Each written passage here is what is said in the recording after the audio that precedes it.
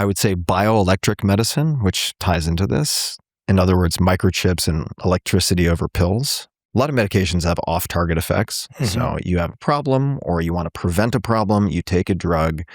Very often it is not as specific as we would like. There are side effects.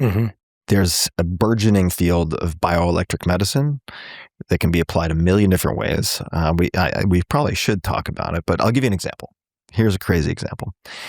There's a technology called TMS, transcranial magnetic stimulation, that has existed for decades. And it's basically using a magnetic field to affect brain activity. So they put a paddle close to your head. There are different ways to do it. It might be a cap with a few other things. And you can either excite or inhibit different parts of the brain. It's slightly more complicated, but let's just assume that's the case.